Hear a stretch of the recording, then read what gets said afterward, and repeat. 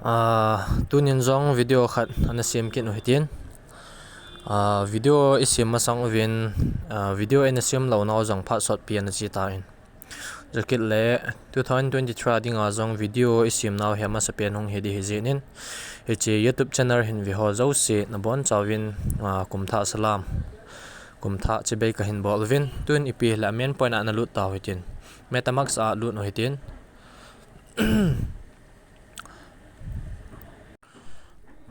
metamax ai lut le hetia hung de hi en tunia video in sim video in sai de hele secret recovery phrase le private key la do ding dan important da in sai de hi en happy le achung langa three horizontal line ho chi ho helai khat ve na click do masa pena helai na click do ban tiang le setting hina do setting na mi adio heche helaya setting he na mi adio aban tiang le setting na mi chai chai tiang le helaya security and privacy ki ti khat ve na mi adio hetai na mi adio hi en ka sei nom chu hetia he na lut tiang ole hilaya aki on te ni he heche to hin hilaya heche te ni he number 1 na ki on dio aje cho chin na ki on lo wa hele boy thei hi na cho chitian ya hena ki on dio chukit tiang le tol to ga tol to hitin hichelaya to I say do hele very important he tain hiche he secret recovery phrase hiche hena ki ji do te dio hin ai pi hele a bowling dan cho kha ve hin seng ka ting chi he reveal secret recovery phrase he che kha ve na mi adio ai tai na mi ation le ka sei bonga cho hi app si decentralized hi ne like ka hi video hong ke so pon tin ai pi hele helai chu ka sei lai chu na mi ation le enter password to continue kiti khat hong de hi en anoi a chu box khat deng helai na password no na login password no metamax na honwa password na sin pe no na mi elut dio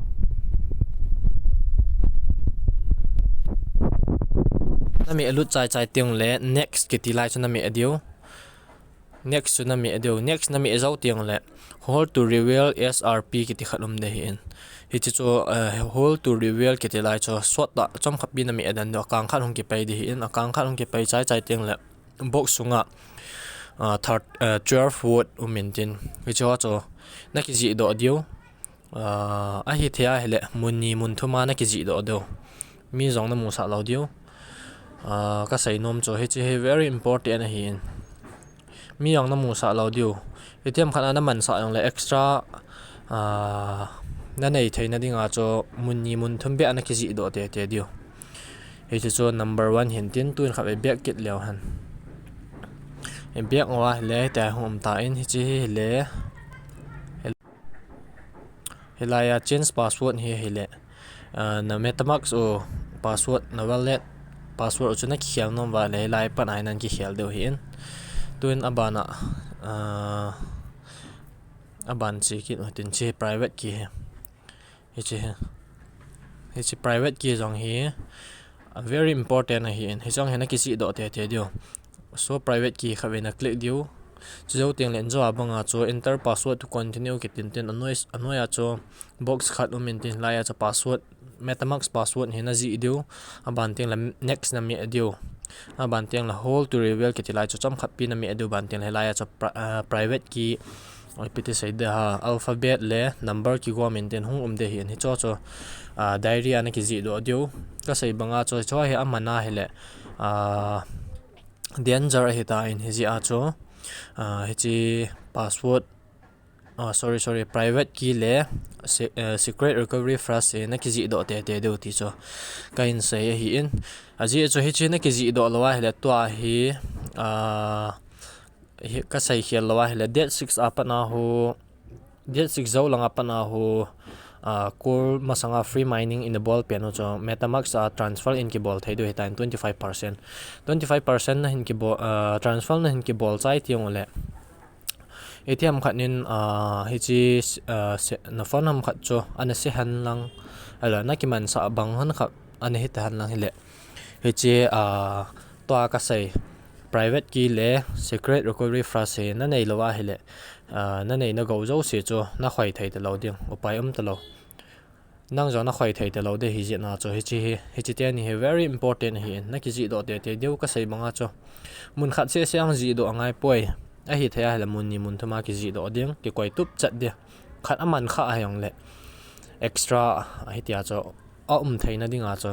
hi chi he na ki ji do te de ti cho ka hin sei hi in chukil le point number 2 a ka sei nom chong hiti hi ting le khat ve chung langa horizontal horizontal line ho khat ve mi ovin lang aban teng le helaya hi chi account 1 kiti he hi chalai khat ve ki vet novin lang account 1 khat ve click noi tin kya hi account 1 se min abang khana chu account 2 account 3 account 4 account 5 tam peta account tam peta min na account tam peta na nei kha hi le theto bang khana chu example len ga ki sei ti di le kya hi account khat se hi je na chu